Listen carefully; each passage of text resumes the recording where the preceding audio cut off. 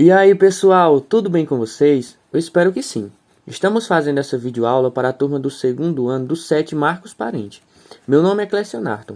Eu e Débora somos residentes na turma de vocês e hoje vocês vão escutar só a minha voz. E a Débora deve estar em algum lugar por aí nos bastidores da edição desse vídeo. Hoje nós vamos falar sobre a Reforma Protestante.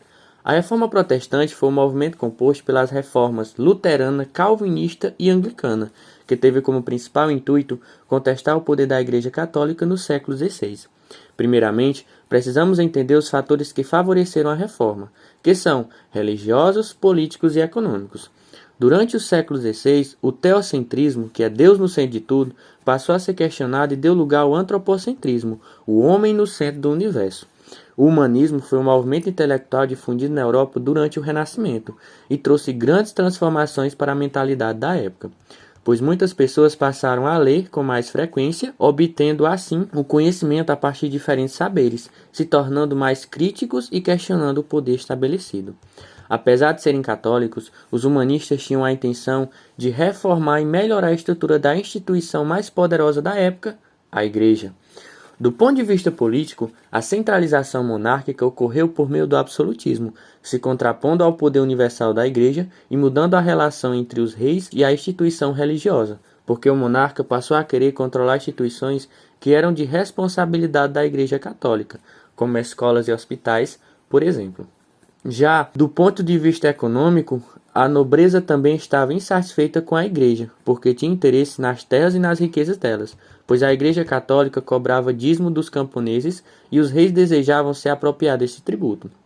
Além disso, a Igreja condenava a prática da usura, que é o empréstimo de dinheiro com juros, e isso descontentava principalmente a burguesia, pois os comerciantes e banqueiros se beneficiavam muito emprestando dinheiro e ganhando juros em cima desse empréstimo. A Igreja Católica não lidava muito bem com as críticas, e se alguém ousasse criticar a Igreja, normalmente acabava sendo excomungado, ou seja, expulso da Igreja e outras vezes até mesmo condenando à morte na Igreja como herege. É nesse contexto que surge Martinho Lutero, que era um monge e professor da Universidade de Wittenberg, na região onde hoje fica a Alemanha. Lutero era um grande estudioso da Bíblia e por isso discordava muito daquilo que a Igreja Católica fazia. Uma das principais discordâncias de Lutero da Igreja Católica era a venda de indulgências. Segundo as regras da Igreja, as pessoas conseguiam ter a salvação por meio da fé e boas obras, ou seja, com ações que agradam a Deus. O problema é que o próprio clero não fazia isso porque vivia com muito luxo e ostentação, enquanto arrecadava riquezas por meio de dízimo e doações de terras.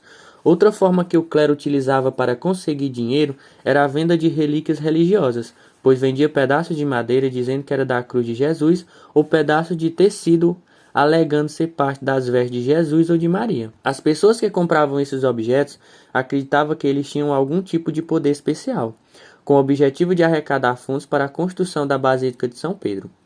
Em 1517, houve um grande aumento da venda desses objetos e de indulgências onde a igreja vendia perdão dos pecados do passado e do futuro ou de pessoas que ainda não estivessem mais vivas.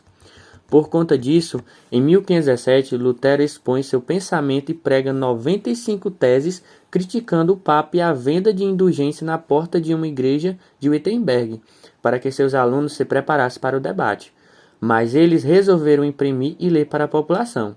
Como Lutero não teve a intenção de fundar uma nova igreja, mas queria apenas que a Igreja Católica revisse alguns conceitos, foi aconselhado durante 3 anos a volta atrás na sua palavra. Quando o Papa Leão X ficou sabendo das 95 teses, redigiu uma bula e exigiu que Lutero se retratasse e desmentisse publicamente tudo o que tinha falado.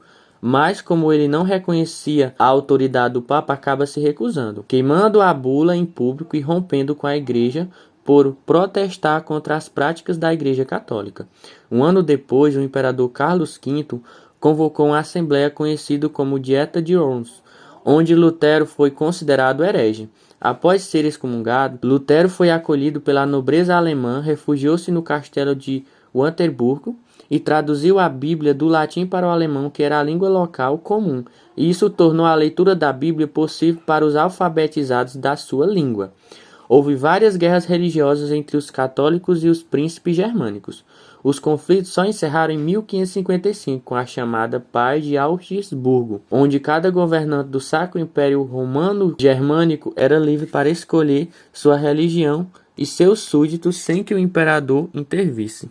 Bom, pessoal, depois de termos dado uma pincelada sobre a Reforma Protestante, em especial acerca da Reforma de Lutero, por enquanto é isso. Continuaremos na próxima aula. Tchau!